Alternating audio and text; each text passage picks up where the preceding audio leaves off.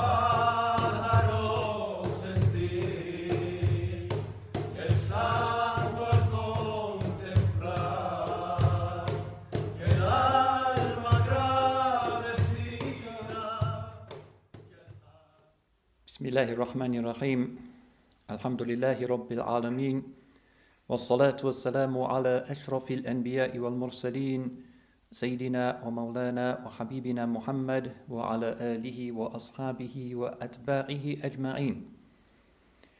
Welcome to this class. Welcome to, first of all, members of the Cambridge New Muslim Group, and welcome to those who are joining us online. We are broadcasting inshallah from the mosque of the Cambridge Muslim College, and the topic of this evening's class will be inshallah the life and the fiqh of Imam al-A'zam Abu Hanifa al-Nu'man radiyallahu an wa ardah. I'm going to start by just tracing the story of his life and starting that with some necessary comments about the difficulty of recreating a correct image of who he was and how he thought. Unlike the other Imams, he didn't leave us with a substantial book. Imam Ahmad left us with the great Musnad, which gives us a pretty clear indication, particularly if we read between the lines of what he includes and what he doesn't include, of what his fiqh was and what his position was. Imam Malik, of course, leaves us with the Muwatta. Imam Shafi'i with many great works, including Al-Risala, Kitab al-Umm, and others which we mentioned in the previous lecture, inshallah. But Imam Abu Hanifa is known primarily through the works of his disciples, particularly Imam Abu Yusuf and Shaybani, and also through the interpretations of some of their later disciples. Some of those later disciples were given in an age when there was a good deal of rivalry between the madahib, to forms of exaggeration and one-upmanship, and sometimes one needs to be careful when we as historians reconstruct a correct image of his life.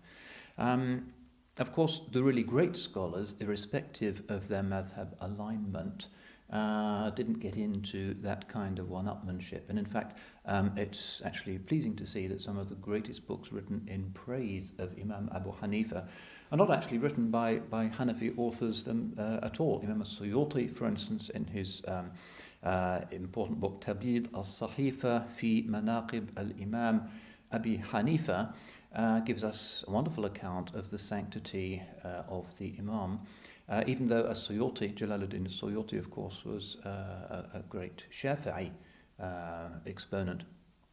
Similarly, Ibn Hajar al-Haytami wrote Khayrat al-Hisan fi Manaqib al-Imam al-A'zam Abi Hanifa al-Nu'man, which is, again, a great Manaqib work, that is to say, a book that contains edifying stories about the greatness of the Imam. Ibn Hajar al-Haytami, of course, another Shafi'i, and so on. Still, he doesn't leave a substantial book of his own, which does leave us as historians with a certain kind of problem. So we need Abu Yusuf and Shaybani's views. We need those of other contemporaries, some of his students, Uthman al-Batti, Ibn Shubruma, Ibn Abi Layla, and others. And there are problems even with these when we try to reconstruct what kind of legal thinker Imam Abu Hanifa was. We think we can do it through the works of his disciples, but even Shaybani's great works will typically cite the fatwas and the legal opinions of Imam Abu Hanifa without giving the detailed argumentation, the reasons why the Imam came up with these particular fatwas. They look more like works of furu' than works of usul. So we do need to be careful in presenting his thinking. Similarly, there isn't a single early text amongst his disciples where you get a consistent presentation of his usul, that is to say, his theory of the law. Some of the early Hanafi texts, like Al-Pazdui, for instance, or Abu Hassan al-Karhi, don't give a sufficient amount of information as to exactly how they're transmitting their information from the Imam. The riwayah or the isnad may be absent. So in explaining his usul, and all of these great Imams were basically presenting methodologies, methods for interpreting the Quran and the Hadith in a maximally faithful way. We need to remember that we can't always be sure that his position was correctly inferred from the furu' of later generations. This is particularly a problem in the Hanafi context. And that's particularly acute, I think, when it comes to something that loomed large in his lifetime, given that he lived in an incredibly turbulent and difficult time. When it comes to his political theory, because there's nothing that he wrote or that has been authentically preserved from him which indicates explicitly what his particular take was on the political events of the time. We will see, and this is one of the rather beautiful aspects of his career, that as a Sunni he followed the middle path. He was a man of the Ahl al-Sunnah wal Jama'ah, that he loved the Ahl al-Bayt, but his doctrinal creed, al-Fiqh al-Akbar, and also a letter that he wrote to one of his disciples, Risala ila Uthman al-Batti, are completely unproblematically, emphatically Sunni texts. And also, his two great pupils, Abu Yusuf and Shayban, are very closely and intimately connected to the Baghdad caliphs of the Abbasid dynasty. Both were happy to accept posts as Chief Justice of Baghdad. And this position, this relationship continued in often complex ways, but became enormously important in the subsequent evolution of our history, so that the Qada of the Mughal Empire, one of the great political orders that the world has ever seen, was Hanafi. And also the Qada of the Ottoman Empire was consistently Hanafi as well. A connection between the Khilafah in particular, going back to the Abbasids and the way in which the Ottomans took it on from the Abbasids following their conquest of Egypt in the early 16th century, 1517, from the Mamluks, adopted the mantle of the Caliphate. So there's a connection between the Hanafi madhab and the Khilafah, which means that the official madhab of countries that used to be ruled by the Ottoman Empire in most cases to this day is Hanafi. So whether it be in Bosnia or Albania, or whether it be the official madhab of the muftis of Egypt or Syria or Iraq, these are Hanafi, irrespective of what the majority of the population might be, because of the historic connection of the madhab of Abu Hanifa with the Sunni Khilafah. So emphatically a Sunni position, but as we'll see, very open to connections with other points of view as well. So let's go through the details of his life insofar as we can reliably discern it. He was born in the city of Kufa, that's well known, in the year 80 or maybe 81, but that kind of time. And his family is very interesting. Remember last time we looked at the family of Imam Shafi'i and we saw his Hashimi lineage, how important that was to him and to his mother and the implications that it had. Abu Hanifa is very different. Because his father is not quite a nobody, because he's wealthy, as far as we can tell, a wealthy trader, but he is originally from a family of Afghanistan. Kabul in Afghanistan seems to have been the place where Abu Hanifa's grandfather may have been taken as a war captive during the original Arab conquest, although there's different accounts in the early sources. But in any case, Abu Hanifa's father, Thabit ibn Zuti al-Farisi, are not Arabs. They are from the Mawali, that is to say, those non-Arab Muslims who attach themselves in a kind of client relationship to the conquering Arab tribes in order to give them a place in the emergent, in the Umayyad times, very hierarchical Islamic political order. So really different. Imam Shafi'i from the Hashemites, Abu Hanifa is from the back of beyond, Afghanistan, a wild land back then as it is to this day.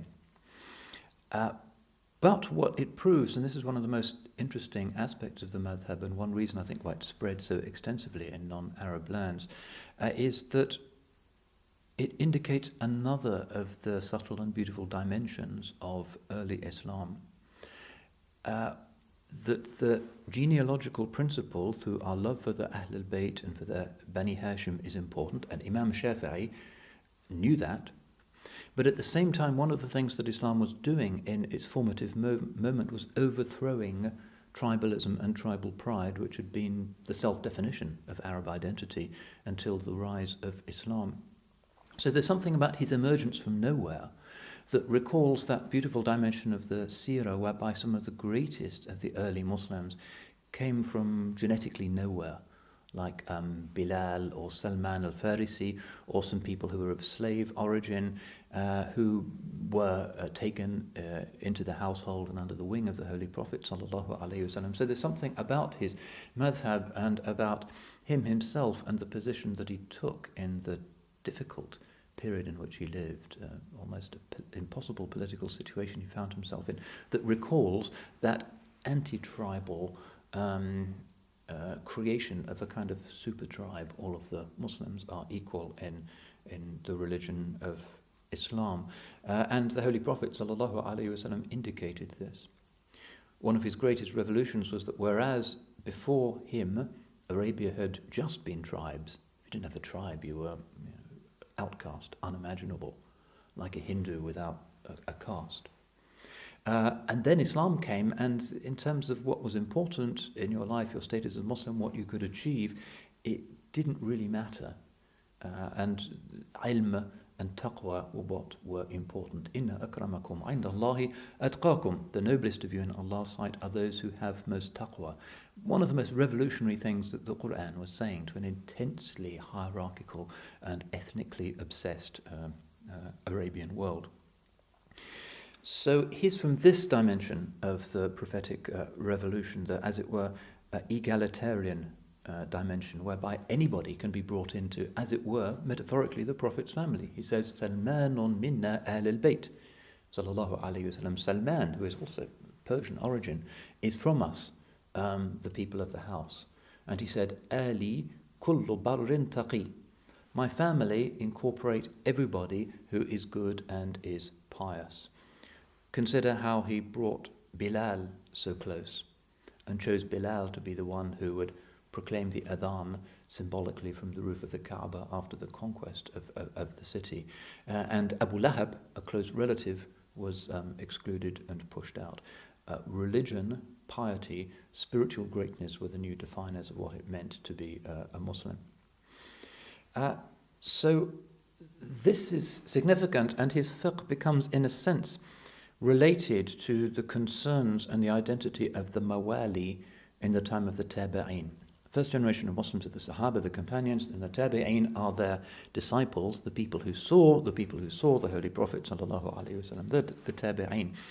And one of the most extraordinary things in the whole history of Islamic thought and culture is the fact that fiqh, and in fact scholarship generally, in the time of the Tabi'een was amongst the non-Arabs and not amongst the Arabs. Abu Hanifa comes explicitly from that world. Most of his teachers were in fact of non-Arab origin. So just to give you an example of the tensions, because these were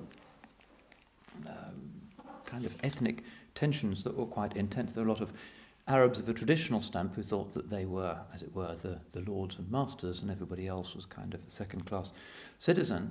But the reality is that so fundamental was this overthrow of the traditional class system and caste system and tribal system that the great leaders of the religion in the second generation are actually of non-Arab origin. So Ibn Abd Rabbih, in his Al-Iqt al-Farid, which is a nice historical work, tells us stories like this. قال لي ابن أبي ليلى. Ibn Abi Layla said to me, قال لي عيسى بن موسى. عيسى بن موسى said to me, وكان ديانا شديد العصبية, and he was one of these Arab nationalists. Right? من كان فقيه العراق. This Arab nationalist is saying, who's the greatest scholar? Who's the faqih of Iraq? Who was it in your time, the time of the Tabi'een? قلت الحسن ibn Abi al-Hasan. I said it was Al-Hasan ibn Abi al-Hasan.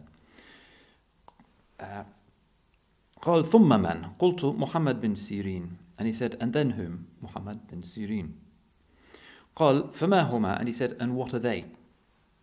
قلت مولايان. And I said, two non-Arabs. قال فمن كان فقيه مكة? And he said, and who was the great scholar of Mecca? And I said, عطاء بن أبي رباح, and Mujahid, and Sa'id bin Jubair, and Salman bin Yasar. قال فما هؤلاء? And he said, and what are they? قلت موال, non-Arabs. قال فمن فقهاء المدينة? And he said, and who are the great jurists of Medina? قلت زيد بن أسلم ومحمد ibn al-Munkadir ونافع ibn Abi Nujih. And I said, and mentioned these three individuals. قال فمن هؤلاء? And he said, and who are they? قلت موالي. I said, they're not Arabs either. فتغير لونه. And his color changed. He was getting angry. ثم قال فمن أفقه أهل قباء? And then he said, and who was the most learned of the people of Quba? قلت ربيعة الرأي. Remember him, the teacher of Imam Malik. وابن أبي زناد. قال فما كان? And he said, and what were they? قلت من الموالي. They were also non-Arabs. فاربد وجهه. And his face really started to change. ثم قال فمن فقيه اليمن? And he said, and who was the great scholar of the Yemen? قلت طاووس وابنه وابن منبه. And I said, Tawus and his son and Ibn Munabbih. قال فمن هؤلاء? And he said, and who were they? قلت من الموالي. They weren't Arabs either. فانتفخت أوجاجه. And his cheeks started to swell up. وانتصب قائما. And he stood up out of his anger.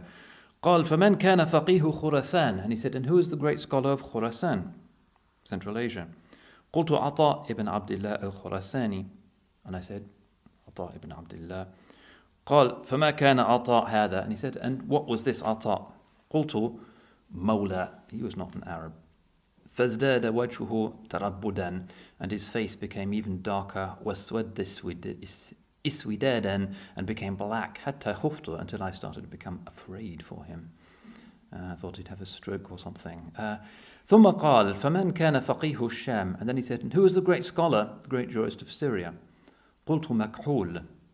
I said مكحول. قال فما كان مكحول هذا? And he said, what was that مكحول? قلت مولى. He was a non-Arab. فتنفس السعداء. And then he started hyperventilating. ثم قال فمن كان فقيه الكوفة? And then he said, and who is the great scholar of Kufa? فوالله لولا خوفه لقلت الحكم بن عتبة وحمان بن أبي سليمان. And because I was now afraid that he might have a stroke or something, I would actually have said Al-Hakam bin Utbah and Hamad bin Abi Sulaiman, as we'll see as Abu Hanifa's great teacher. وَلَكِنْ رَأَيْتُ فِيهِ الشَّرْ. But I was afraid for him. فَقُلْتُ إِبْرَهِيمَ النَّخَعِي وَالشَّعْبِي. And so I said Ibrahim bin al-Nakha'i and al-Sha'bi. قَالَ فَمَا كَانَ. And he said, and what were they? قُلْتُ عَرَبِيَّان. 2 Arabs. فَقَالَ اللَّهُ أَكْبَرُ وَسَكَنَ جَأْشُهُ. And he calmed down. So that's an indication of really something quite extraordinary when you consider how quickly all of this has happened and how it's the Arabs who are engaged in the conquest, that Abu Hanifa is coming from a generation where scholarship, the leadership of the religion, is overwhelmingly in the hands of new converts, usually people from the eastern region, Central Asia, and from Persia, but also from local non-Arab populations in Iraq, Egypt, and elsewhere. This is actually predicted by the Holy Prophet sallallahu alaihi wasallam. There's a hadith which is in Bukhari and Muslim where he says, لو كان العلم معلقا بالثرايا لناله رجال من أهل فارس. Were knowledge to be attached to the Pleiades, a bunch of stars, light years away, people from Persia would be able to reach it. And some of the scholars have said this is actually a prediction of Abu Hanifa radiallahu anh, whose ancestry is from Afghanistan, which is in the Persian cultural world. This is clearly interesting, and we need to ask ourselves why it should have been the case. Why were the Arabs not conspicuous in the leadership of early Islam? One explanation is that they were the ones who were busy with the jihad and with the conquest, and they had to leave religious leadership to others. But Ibn Khaldun has actually quite a long and interesting discussion on this in his Muqaddimah, his great work of history. He asks, why is it that the leadership in early Islam, the time of the Salaf in particular, was by and large not Arab? And this is what he says. ثم صارت هذه العلوم كلها ملكات محتاجة إلى التعلم فاندرجت في جملة الصنائع وقد كنا قدمنا أن الصنائع من منتحى الحضر وأن العرب أبعد الناس عنها. Then he says, and all of these sciences, he's talking about the disciplines of fiqh and tafsir and grammar. He says all of these became subtle knowledges which required learning, and therefore became, as it were, like crafts, like professions. And he says we've already explained that professions and crafts are to do with city life, but that the Arabs were the furthest of people from such life. فَصَارَتِ الْعُلُومُ لِذَلِكَ حَضَارِيَّةً. So the intellectual disciplines are disciplines of the cities. وَبَعُدَ عَنْهَا الْعَرَبِ. And the Arabs were remote from them. وَالْحَضَرْ لِذَلِكَ الْعَهْدِ الْعَجَمِ. And the settled people in that time were the non-Arabs. أَوْ مَنْ فِي مَعْنَاهُمْ. Or other non-Arabs, not necessarily of Persian origin. مِنَ الْمَوَالِي وَأَهْلِ الْحَوَادِرِ. The people, the Mawlas, the new converts who are attaching themselves to the Arab clans, and the people of the cities. So that's Ibn Khaldun's explanation. Why is it that the leadership of Islam in the time of the Salaf, particularly the time of the Tabi'een and the Atba' al-Tabi'een, overwhelmingly is non-Arab? It's because these are people who have brought into Islam the knowledge of what scholarship means. They know about writing, they know about libraries, they know about books, they know about law. Of course, they're the ones with their deeper cultural urban traditions who are going to immediately, from the Arabs, take over the leadership of the religion. And this is Ibn Khaldun's explanation, and it does make a lot of sense. He's born in Kufa, in the time of the Tabi'een, although it's almost certain that he meets some of the Sahaba, so he's considered to be a Tabi'i himself. Whether he actually narrates from the Sahaba is disputed, but he certainly meets some of the very old companions of the Holy Prophet. Brought up in Kufa, which is the biggest, most significant city in Iraq at the time, spends most of his life there. We're not entirely sure what his father did, but it seems fairly sure that he was a merchant, reasonably well off. Again, if you accept the story, which most of the historians present, of his grandfather being a kind of bondsman taken in captivity after the capture of Kabul, it's indicative of how slaves and others could make good in this new, enormous, very commercially active imperial civilization.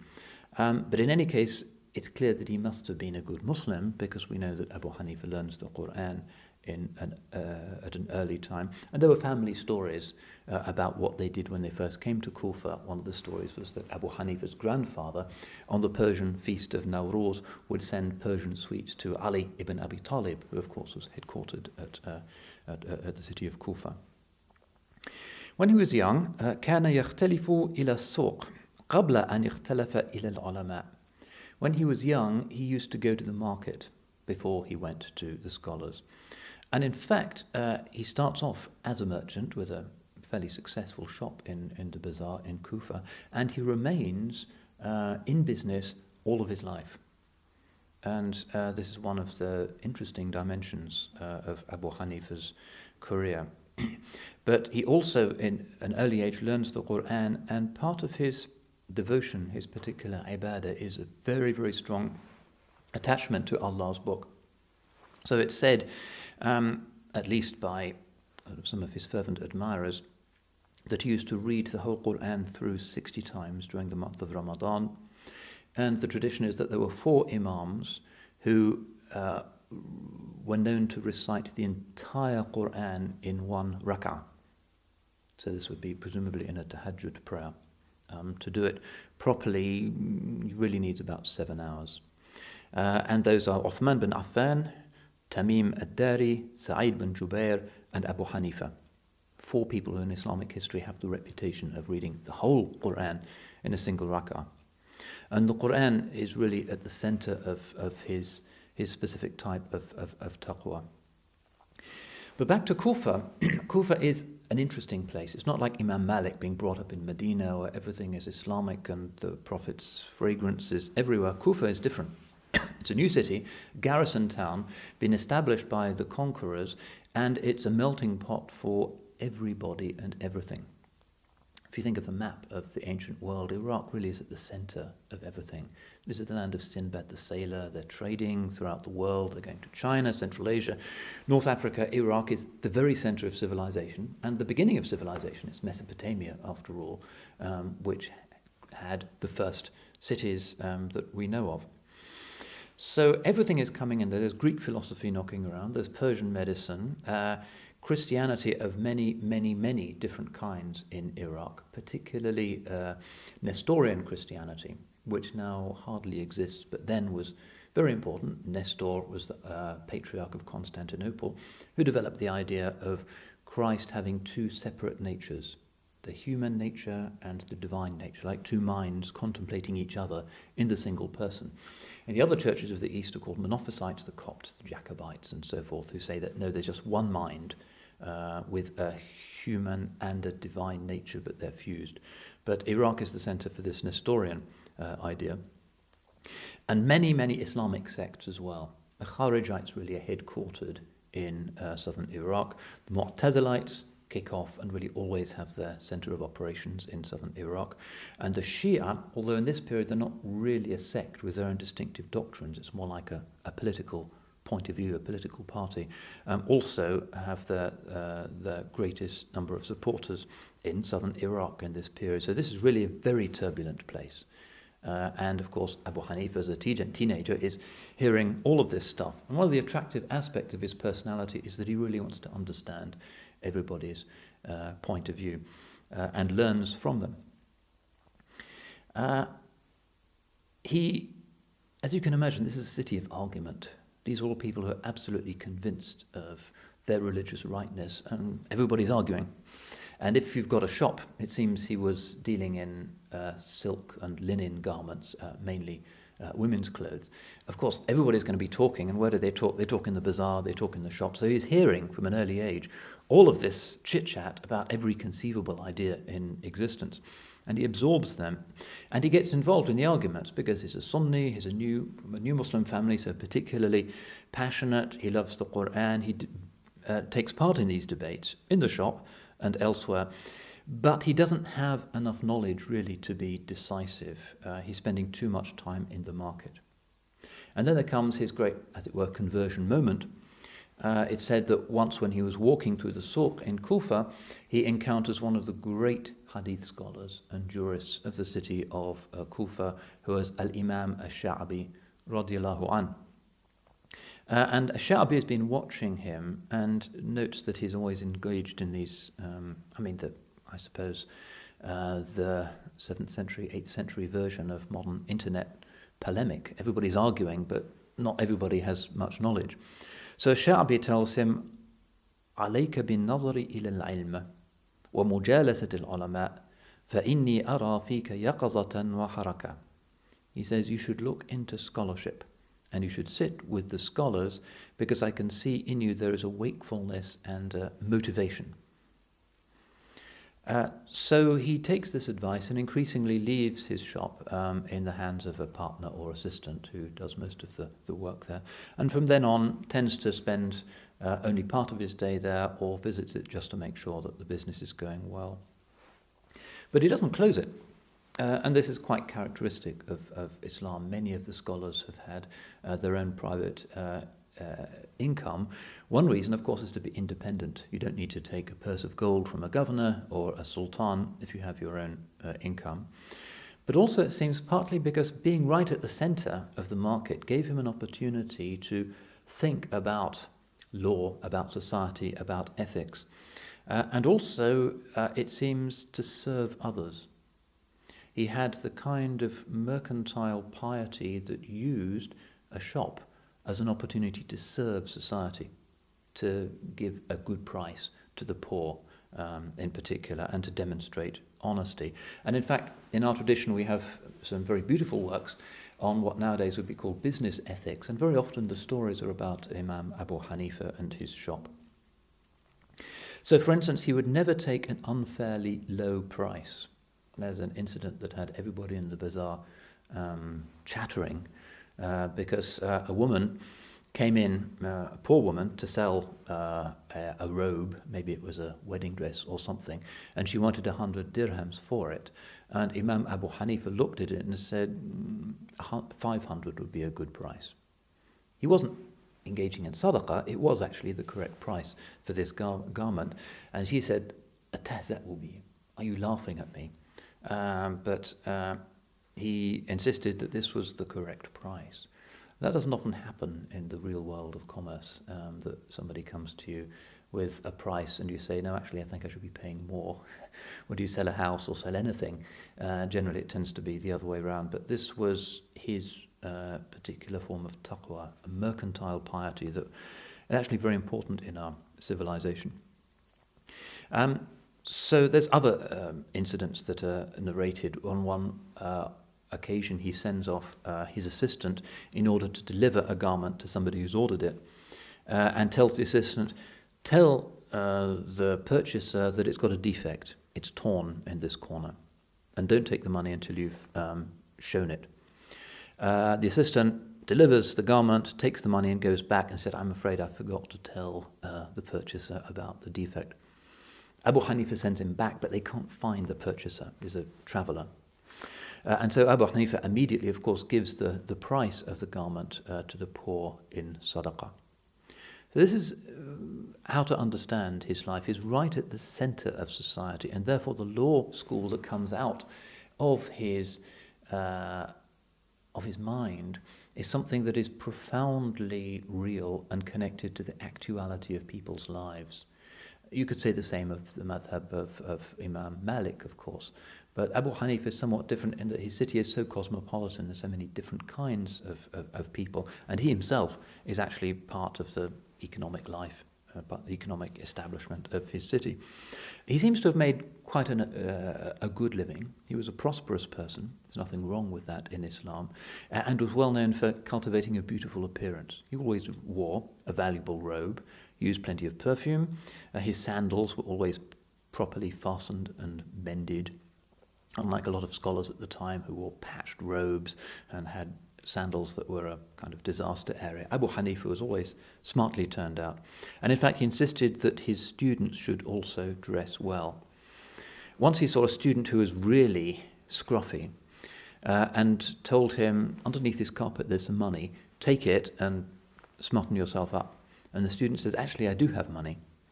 And Abu Hanifa still told him to improve the way that he looked. يَنْبَغِي لَكَ أَن تُغَيِّرَ حَالَكَ. He says to him, you should improve and change the way you look. حَتَّى لَا يَغْتَمَّ بِكَ صَدِيقُكَ.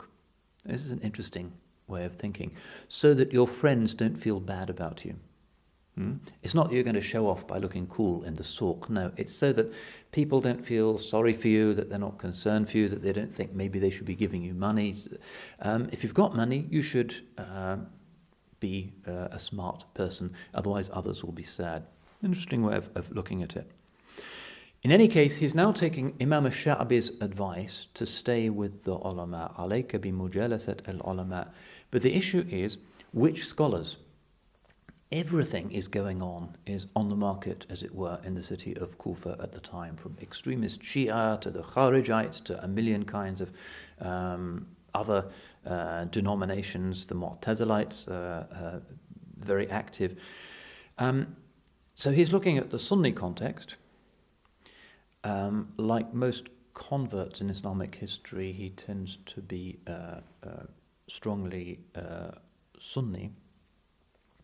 And he sees that there's different sorts of Sunni circle, and he has to decide which one he's going to join. There's the circles of aqa'id, where people are developing arguments to defend the Sunni aqidah against the views of various people with strange new notions. There's the circles of hadith, where people are transmitting hadith, and these people are known for zuhud. And from these circles of hadith in Iraq, the movement known as tasawwuf emerges. Close symbiosis between the people of hadith and the people of tasawwuf, and in most cases they're actually the same people.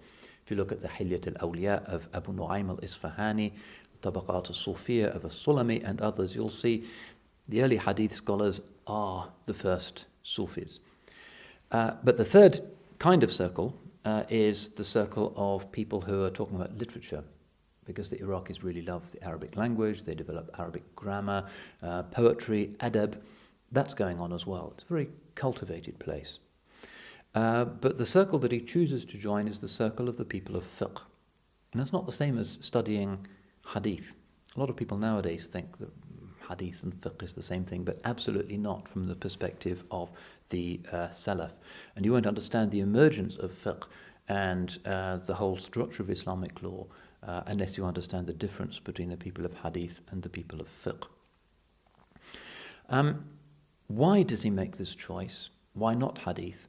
We can see that he knows hadith very well, but he's also a practical person. He's constantly dealing with issues, legal issues, commercial issues, ethical issues, decisions, relationship issues even, in the marketplace. And he likes fatwa, he likes judgments, he likes ways in which religion can practically sort out people's problems. And he knew that hadith is just one dimension of fatwa. You can't give fatwas just by knowing the Quran and the hadith. And it's said that he made this decision to join the circle of the people of fiqh rather than hadith when he saw somebody who came to a hadith scholar with a question about a divorce case, actually unable to do anything, but just narrated a whole bunch of hadiths which needed interpretation but didn't give that person an answer. So he used to say, whoever learns hadith without fiqh is like a chemist who collects medicines without really knowing what to do with those medicines, and it's the doctor that has to come and use them. And the hadith student similarly doesn't know what to do with his hadith until the faqih, the person of fiqh, comes along and makes use of the hadith. He is concerned with the rectitude of Sunni belief, and his name is associated with one of the great traditions of Islamic theology, the Maturidi school, as it came to be known. And he is in that polemical world. He wants to uphold truth. He spends some time in Basra, which is a nearby city. It's the port of Iraq, where he's arguing with members of other sects. And there's a certain polemical dimension to what he writes. But in Kufa, he settles down to the study of fiqh. Sometimes the polemic continues. Sometimes people from other sects come into his mosque in order to dispute with him. And he uses logic and reason and his knowledge of hadith to debate with them, particularly the Khawarij and the extreme Shia who are present in Kufa at the time. But generally his way is to dislike disputation in aqa'id and in kalam. He saw the need for them, but he didn't like too much religious argy-bargy and argumentation. Partly because, like all of the great scholars, he saw the danger of the ego becoming involved. If I define my identity, the meaning of my life in terms of what I believe, then myself and my pride are very closely connected to my ability to vindicate what I believe and therefore to disprove what other people believe when they disagree with me. So the ego very easily gets tangled up in aqidah discussions. So there's a story about how he once saw one of his sons, Hamad, disputing doctrine. فَنَهَاهُ, and he forbade him to do that. And everybody said, رَأَيْنَاكَ تُنَاظِرُ فِي, we've seen you engaging in doctrinal disputes. وَتَنْهَانَا عَنْ, but you're telling us that we can't.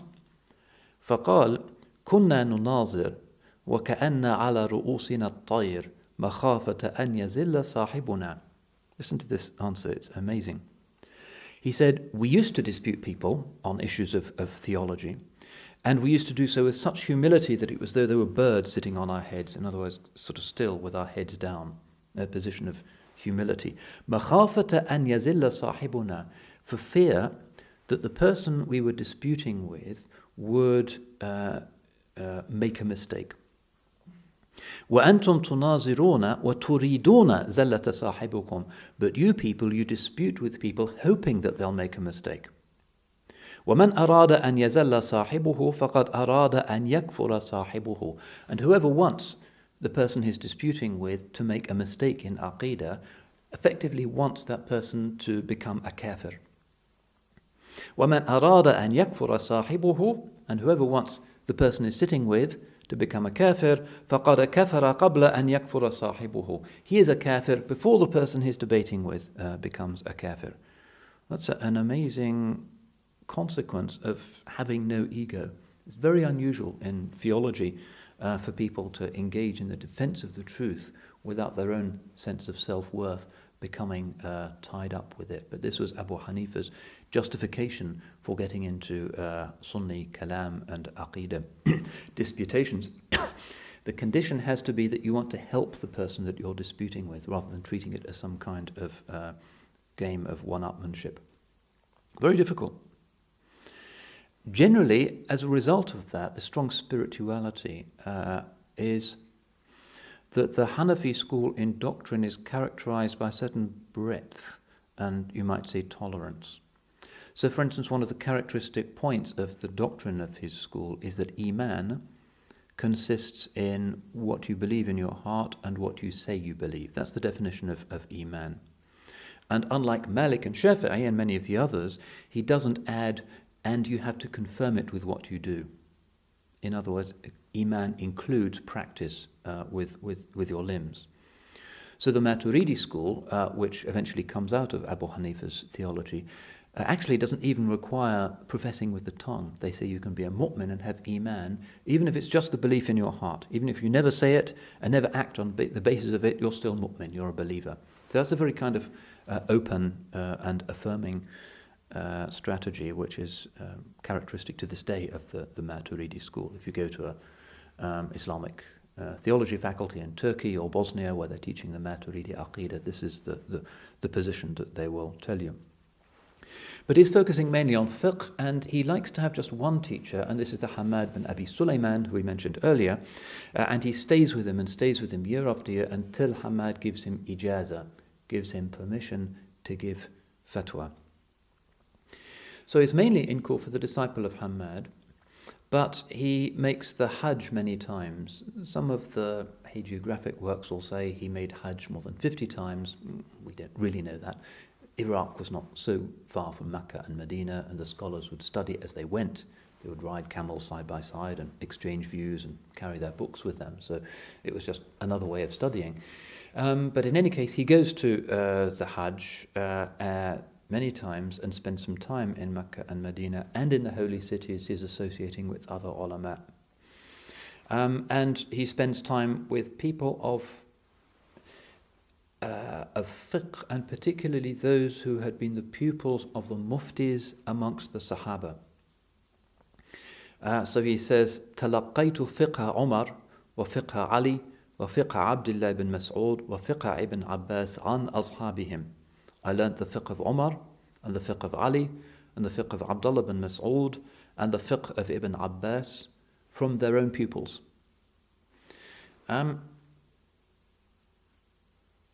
And he continues like this until about the age of 40, when his teacher Hamad dies. And then he sits in Hamad's mosque in Kufa, and he has ijazah now to give fatwa, and he gives fiqh and he gives fatwas, and becomes really, really respected and famous throughout the Islamic world. Also, partly because of his attachment to Allah's book, partly because of the self-transcendence that is evident in these stories about how he did business and how he justified his engaging in doctrinal disputes. Some of the great works of Islamic sainthood, Tabaqat al-Awliya, include him amongst the awliya as well. So Imam al-Sha'rani, for instance, Abdul Wahhab al-Sha'rani, has a whole section on Abu Hanifa, just considering him as a saint, as a wali. Now, this is a turbulent place already because of the doctrinal landscape. It's a collage of every point of view. Difficult place to be religiously, but it's also difficult politically, because at the age of, when he's 52, the Umayyad Caliphate comes to an end and the whole world is in uproar.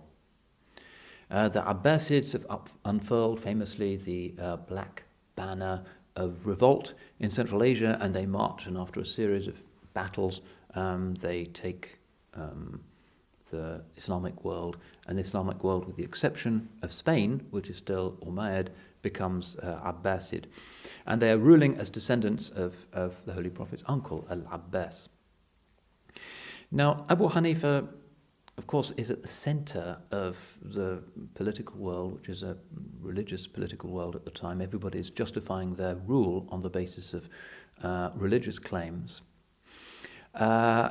And he doesn't like any of the options that are available. he never likes the Umayyads, and particularly the later Umayyad rulers to him seem completely dreadful. But he doesn't join any rebellion, unlike some of the scholars, and he sympathizes with some of them. He sees these passionate, beautiful young men who can't stand the corruption of the caliph and the torture and the wine and all of the abuse of the ideals of Islam, and they unfurl the banners of revolt and, usually in a hopeless, quixotic way, fight against the imperial legions, very often in the name of the family of the Holy Prophet sallallahu alaihi wasallam. But he himself, although he can see the value of these people and their heroism, doesn't take arms himself up ever in one of these causes. He sympathizes with them not because he has a belief that only a certain set of imams should rule the world or have some sort of supernatural knowledge. Nothing in his Aqidah work suggests that he had such a belief, but because he really, really, really is disappointed with the Umayyads, and he can't help but sympathize with these protest movements. In his late 40s, as the Umayyads are crumbling and collapsing, and particularly right to the end of their rule, the remaining Umayyad governors in Iraq try to twist his arm to work with them, but he refuses. He's imprisoned, he's beaten. It seems that he escapes from prison, perhaps with the connivance of the Jallad, the flogger or the torturer, who admires him, and he leaves Iraq and goes to Mecca. And Mecca is important for him. He's already been, but here he's spending more time and he's learning the fiqh of Ibn Abbas's pupils. And here he spends maybe 5 or 6 years as a mujawir. A mujawir is somebody who is, for religious reasons, spending time in the holy cities, whether it be Mecca, Medina, or Jerusalem. The Abbasids finally take over. The revolution happens, and he's invited by the scholars of Kufa to be their representative when the new caliph comes to ask for their pledge of allegiance. This is going to be very ticklish. Kufa was the city of so many Shia rebellions, the city of the Khawarij. It was a place that the Abbasids really wanted to get on side. Many of the scholars of Kufa had collaborated with the Umayyads and therefore couldn't really show their faces in the presence of the new Khalifa. So they invite Abu Hanifa to be their representative because he's always refused to collaborate with the Umayyads. And the new Khalifa comes in state into the mosque, and Abu Hanifa, on behalf of the scholars of Kufa, takes bay'ah with the new Khalifa and prays for him. He agrees to visit the Caliph and keep company of him, particularly the new Caliph, Abu Ja'far al-Mansur, but he refuses any gifts or form of payment. And again, there's an interesting story here, which I can't resist sharing with you.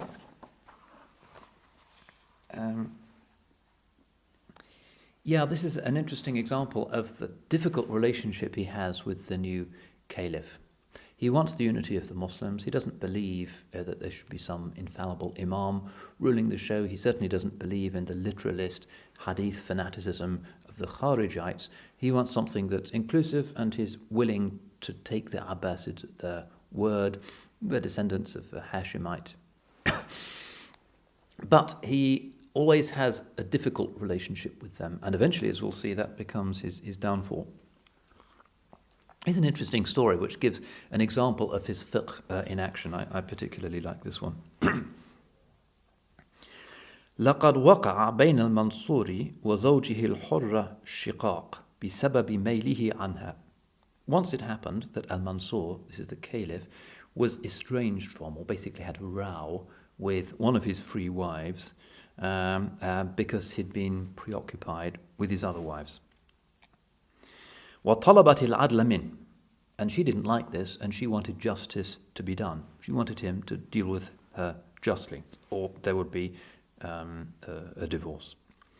فَقَالَ لَهَا بِمَنْ تَرَضِينَ فِي الْحُكُومَةِ بَيْنِي وَبَيْنَكَ. And so the caliph said to her, who do you want to have as a, what would we call it nowadays, a mediator between us? Who's going to be the arbiter, the referee between us? Who do you want to do it? قالت Abu Hanifa, and she said, It has to be Abu Hanifa. فَرَضِيَ هُوَ بِهِ أَيْضًا. So the caliph agrees to this also. فَأَخْتَرَهُ. So he brings him to the palace. وَقَالَ لَهُ يَا أَبَا حَنِيفَةَ. And he says to him, O Abu Hanifa, الْحُرَّةُ خَاصِمُنِي. My free wife is arguing with me. فَانْصِفْنِي مِنْهَا. So deal with me justly. قال أبو حنيفة ليتكلم أمير المؤمنين. Abu Hanifa says, let the commander of the believers speak. قال يا أبا حنيفة كم يحل للرجل أن يتزوج من الناس. And he says, O Abu Hanifa, how many women can a man have lawfully? فيجمع بينهن. قال أربع. And he says he can have 4 wives. قال وهل يجوز لأحد أن يقول خلاف ذلك. And he said, is it permissible for anybody to say anything else? قال لا. And he said, no. فقال أبو جعفر. And then the caliph said, قد سمعتي. He says to his wife, you heard what he said. فقال أبو حنيفة إنما أحل الله هذا لأهل العدل. And Abu Hanifa says, Allah has only allowed this to the people who are able to be just. فمن لم يعدل أو خاف ألا يعدل فينبغي ألا يتجاوز الواحدة. And whoever is not just amongst them, or is afraid that he might not deal justly with them, it is right that he should not have more than one. قال الله تعالى فإن خفتم ألا تعدلوا فواحدة. Allah says, and if you are afraid that you might not deal equally with them, then only one. فينبغي لنا أن نتأدب بأدب الله. And it's right for us to take the words of Allah to heart. ونتعظ بمواعظه. And to accept his reproaches. فسكت أبو جعفر. And Abu Ja'far, the caliph, fell silent. وطال سكوته. And was silent for a long time. فقام أبو حنيفة وخرج. And at length Abu Hanifa got up and went out. فلما بلغ منزله. And when he got home, أرسلت إليه خادما. The queen sent to him a servant. ومعه مال وثياب وجارية وحمار مصري. And gifts, wealth, new clothes, a servant girl, and an Egyptian donkey. فردها معه. And he sent them back with him. قال للخادم أقرئها سلامي. Give her my greetings. وقل لها, and say to her, إنما ناضلت عن ديني وقمت ذلك المقام لله. He said, I wasn't defending you, I was defending my religion. وقمت ذلك المقام لله. And I stood like that for the sake of Allah. لم أرد بتلك تقربا إلى أحد. I didn't want to become closer to anybody as a result of what I did. وَالْتَمَسْتُ بِهِ دُنْيَا. And I didn't want any worldly thing. And that's an example of this relationship. He was prepared really to anger the caliph and support the case of one of his wives simply because of his desire that Allah's law should be upheld. But then a crisis occurs. He's not a Shi'i, that's not in any of his fatwas, and he's made bay'ah to the Khalifa, but then there's a rebellion. These pro-Shi'i rebellions that have happened here and there in the Umayyad period start to happen again because people don't like the Abbasids either. So Muhammad al-Nafs al-Zakiyya, who was from the Ahl al-Bayt, and his brother Ibrahim rebel. This is difficult for Abu Hanifa because he'd been friends with his father and with their father and studied with him, and their father was now in prison. The 2 leaders of the revolt were killed. And this really is the end of his friendly relations with the Abbasids. And Al-Mansur is not sure about him and starts to spy on him. He sends the Abbasid equivalent of MI5 to watch him, to have him tailed. But it's difficult for him to take steps because Abu Hanifa is really the best known Sunni scholar around, and he's pious, he's saintly, scholarly. He doesn't have any political record of joining any of these revolts. But eventually the caliph finds a strategy. He invites him to become chief judge. And he refuses, as the caliph kind of expected that he would. And then he asks him to become chief mufti, that is to say, the one who is like the leading legal consultant for all of the judges, and he refuses that as well. And Al-Mansur then, in his capacity as caliph, swears that Abu Hanifa will do this. And Abu Hanifa, in his capacity as the great jurist, swears that he will never do it. And there's a standoff. And the caliph's chamberlain, Al-Rabi', says to him, to try and defuse the situation, أَلَا تَرَى أَمِيرَ الْمُؤْمِنِينَ يَحْلِفُ. Don't you see the commander of the faithful has taken a vow, has taken a pledge? فقال أبو حنيفة, and Abu Hanifa just says, أمير المؤمنين أقدر على كفارة أيمانه مني. And he says, well, the commander of the faithful, Abu Hanifa says, the commander of the faithful is more able to pay the compensation, the fine, for breaking a pledge than I am. فأبى أن يلي فأمر به إلى الحبس. So when he really refuses to take up this position, he doesn't want to be an agent of that government, he's taken away. The police take him and he goes to prison. Why does he refuse? Not because he's withdrawn his bay'ah. He doesn't consider the ruler to be outside his allegiance. It's just because he doesn't want to become a political tool or to legitimize the uglier actions of the caliph. What happens in prison? Well, there's different historical records. Here again, it's hard to piece the details together.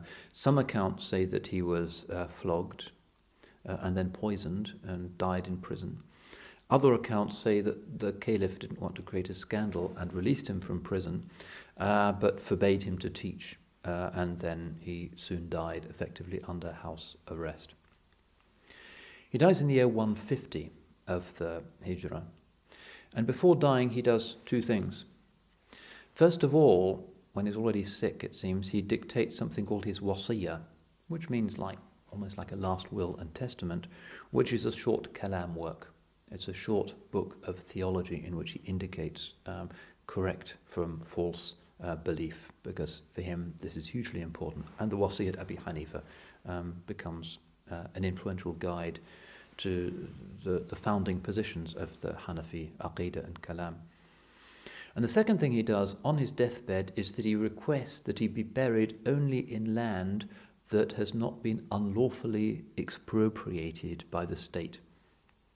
يوصي بأن يدفن في أرض طيبة لم يجري عليها غصب. He asked that he be buried in good land which had not been confiscated. وَأَلَّا يُدْفَنَ فِي أَرْضٍ قَدِ اتُّهِمَ الْأَمِيرُ بِأَنَّهُ غَصَبَهَا. And that he shouldn't be buried in any part of land, any place in the earth where the Amir, the Caliph, had been even accused of taking the land over. And it said that when the Caliph Al-Mansur heard of this, he said, Abu Hanifa is a nuisance to me, alive and dead. It was just embarrassing that this was the last thing that he said, that he was implying that the caliph had been illicitly just confiscating people's property. So he dies, maybe poisoned. The word gets out, even though the funeral, janazah, has to happen quickly. 50,000 people assemble. It's a big thing in Iraq from different perspectives. Al-Mansur sees his popularity and also comes and prays by his graveside.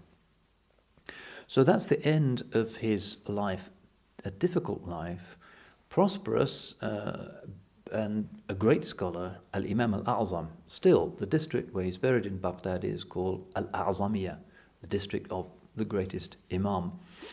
And his madhab is more widespread than any other fiqh position in Islam, as we've seen. India, Central Asia, the old Ottoman world, that's a measure of the success and the practicality of his fiqh. Let's delve into that before we finish, into a little bit more detail. He was once asked by the Caliph Al-Mansur, where did you get your knowledge? He's trying to get him to make a political statement again. It's a kind of leading question.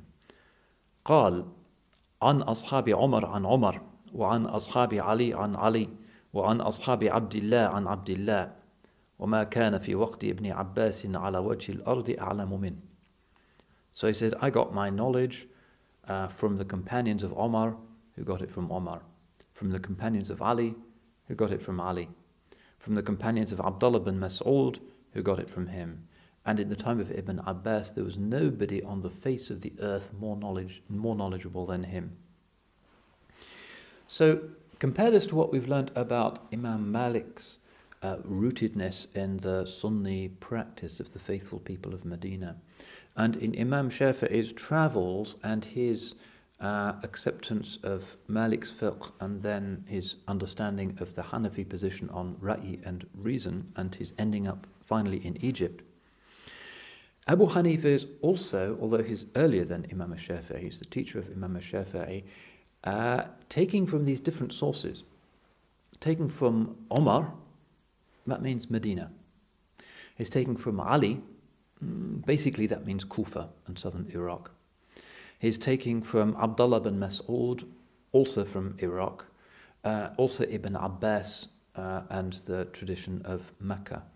So all of the great early tendencies of fiqh, Abu Hanifa has studied. And because it's from such an early period, he studied with the pupils of the Sahaba who founded those schools of fiqh.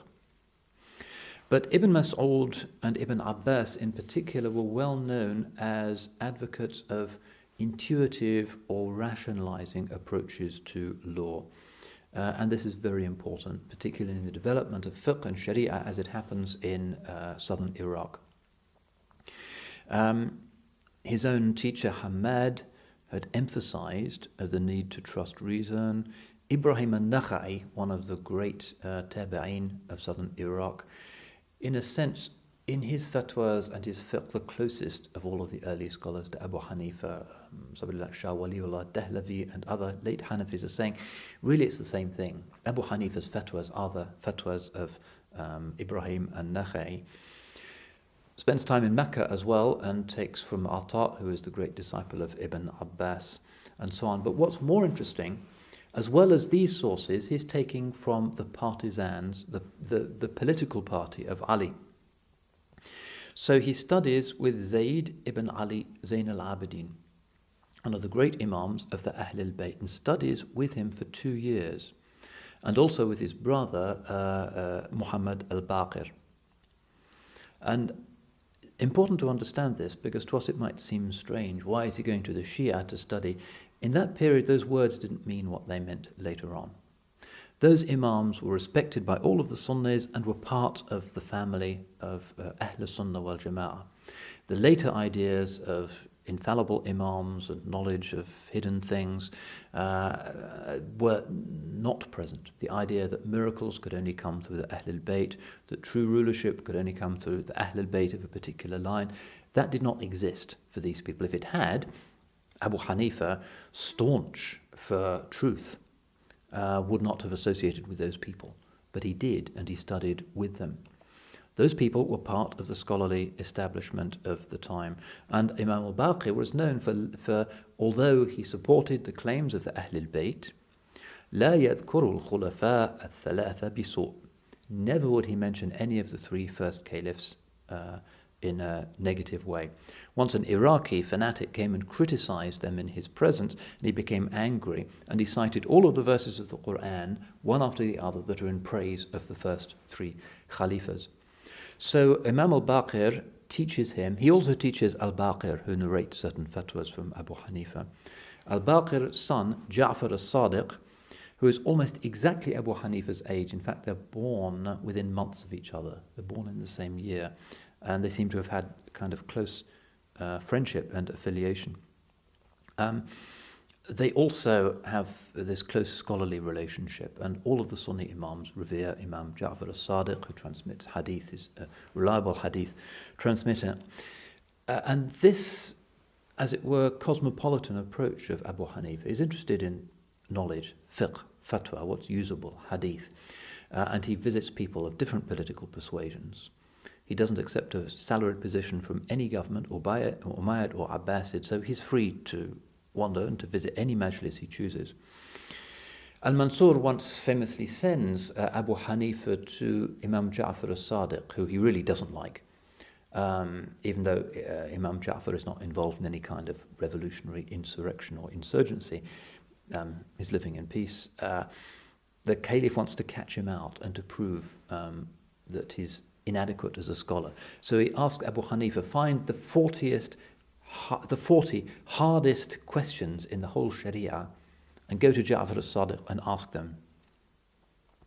And he answers them all, one after the other, explaining which jurists he's taken them from. Some he's learnt from the scholars of Medina, others are Syrian positions, others are from the people of Iraq. And remember, Abu Hanifa, after that, says an interesting thing. He says the most learned scholar is the one who is best informed of the differences of opinion amongst the scholars. That's why he venerates Imam Ja'far as-Sadiq, because of his respect for the different fatwas of the different scholars. Ja'far as-Sadiq is narrating from people like Nafi' and Zuhri and some of the great tabi'een. Sometimes Abu Hanifa gets his knowledge of the position of the tabi'een through Ja'far as-Sadiq. Imam Malik also narrates from Ja'far as-Sadiq. He's just part of the intellectual world of the time. His pupils we've already mentioned briefly, who are the ones who really spread his madhab and write it down and make it systematic. There's three names that we should be aware of in particular. One of them is Abu Yusuf, who is Yaqub bin Ibrahim al-Kufi, who is, as we saw last time, an influential teacher on Ash-Shafi'i, and through Abu Yusuf, the intellectualism, the systematic jurisprudence of the people of Iraq triggers something in Ash-Shafi'i's mind, and eventually you get the great Risala as a result. Another of his great pupils is Zufar al-Basri. Abu Hanifa used to say, I have 36 students who I think are serious. 28 I think are good enough to be judges, 6 are good enough to give fatwas, and 2 are fit to keep the judges and the muftis in line. And he points to Abu Yusuf and Zufar. Again, remember, this is characteristic of the Salaf. Very few people are capable of giving fatwas. Not like nowadays where everybody has a view on religion. I've heard this and I've heard that, but I think that X is the correct view. I found this in a hadith or whatever. Total chaos. The way of the Salaf is for most, even of the scholars, to remain silent when asked for fatwa and not to do it. Only a few people have the courage and the knowledge to give religious rulings. Otherwise, you just have chaos, and he was well aware of that. That is the way of the Salaf. The third of his great pupils is Imam al-Shaybani, that's Imam Muhammad al-Shaybani, who's a significant author. He writes Kitab al-Athar and also a very interesting book called Kitab al-Siyar al-Kabir. Because of the political ructions of the time, he writes something which is about the fiqh of government and things like international relations, the conduct of war, diplomacy. It's been translated into English by Muhammad Hamidullah, if you want to look at it, and it's a very interesting law of nations, and to this day in some Muslim countries where they teach diplomacy and public service, they will look at that text. It's still really very interesting. Finally, very briefly, we've already indicated as we went along his story the characteristics of his madhab, seeing how syncretistic it is, taking from Mecca, taking from Medina, taking from the cities of southern Iraq. But we could say, as a kind of generalization, that it is, of the four madhabs, the one that is most emphatic in its trust of human intelligence and of aql, the mind, intellection. This is a root which is important in the Quran. There's about 50 times in which it appears, as well as other words, ulul albab, ulul nuha, people of intelligence, people of understanding. And it's interesting to note that nowhere in the Bible, for instance, is there praise of human intelligence and of reason. But in the Quran, there are constant references to the need to use reason and to understand. Before Islam, moral knowledge had really been tribal. There wasn't really a tradition of working ethics and ideas out using reason. The Quran comes to sweep that away and says it's لِقَوْمٍ يَتَفَكَّرُونَ, to a people who think, and it appeals to universals.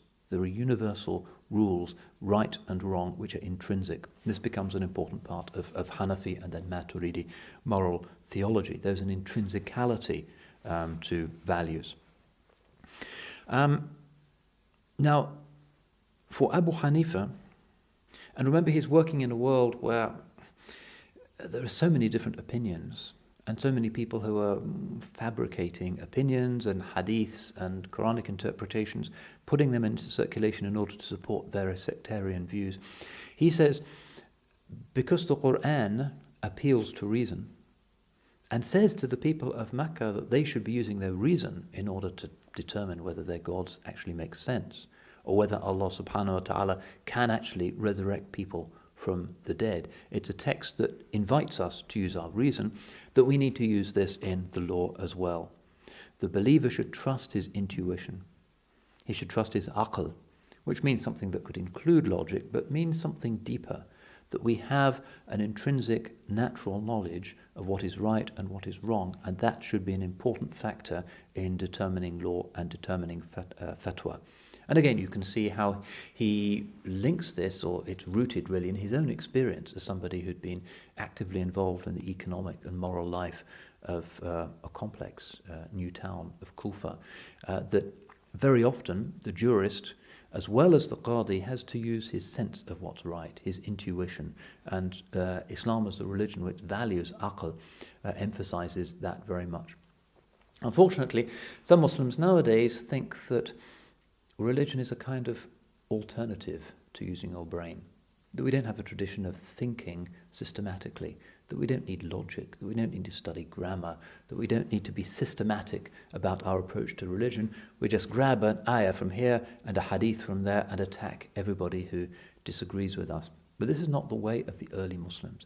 Abu Hanifa, in his emphasis on aql and ra'i, is taking from the position of the earliest Muslims and of the Sahaba, and particularly the school of Ibn Mas'ud and Ibn Abbas, where human reason and intuition, while they can never replace revelation and they can never challenge revelation, are very important guides to truth and help us to determine the correct interpretation. Literalism was never the way of the Salaf, with the exception of the Kharijites, and we know where that led them. The way of the Salaf was intelligence and wisdom, because they were people of fitrah. Fitrah is just another way of saying intelligence, moral intelligence, natural common sense. And there's a dispute nowadays, just to take the story up to date, as to whether indeed wisdom and moral knowledge are innate, or whether they're just something that we learn from society. There's an interesting book by somebody called Peter Carruthers, Human Knowledge and Human Nature, where he says, although he's working from a perspective of neo-Darwinian evolutionary biology, that a knowledge of right and wrong is something that is intuitive. He calls it a folk psychology, a network of common sense generalizations. We know what's right. We know what's wrong. Children have an intuitive knowledge. And certainly that would correspond in its own way to the Hanafi understanding, which is that Allah subhanahu wa ta'ala has created us as noble beings, beings that can recognize the existence and the nature of God, can recognize the moral law, even if we don't have access to a revelation. Otherwise, how could we know that revelation was true? If we didn't have some external way of assessing that the revelation is moral and that it makes sense, revelation would not be incumbent upon us to follow. We have something that's prior to revelation, which is the ability to reason, which is why the Quran is sent to ulul albab, the people of intellection. This is very important for Imam Abu Hanifa, very important for the subsequent tradition of Islamic theology and law, and we become par excellence the civilization of reason. Unfortunately, nowadays there are some who think reason is not part of Islam, it's some extraneous thing, it's fallible. But alhamdulillah, the way of the Salaf is quite other than that. And if you look at the fatwas of the great tabi'een, and particularly people like Ash-Sha'bi and Ata, Sufyan al-Thawri, you can see that very much they're people of intelligence, of moral intelligence, where compassion and a sense of justice shape their understanding of what the correct and faithful understanding of the Quran and the Sunnah ought to be. So alhamdulillah, we've come to the end of this sadly all too brief session about Imam Al-A'zam Abu Hanifa radiyallahu an wa arda, and we ask Allah subhanahu wa ta'ala inshaAllah to make us people who combine aql and naql, intelligence and revelation in the best way, because it's only when the ummah gets that balance right that its affairs publicly and in the world of law and sharia and doctrine will also be right. Too much rationality can lead us astray. Too much scripturality without the application of reason can also lead to the catastrophes of the Khawarij. The scripture is fully accessed by the human mind. We do not have full use of our mental faculties. We ask Allah subhanahu wa ta'ala, inshaAllah, to bestow that upon this ummah. Wa akhiru da'wana alhamdulillah rabbil alameen.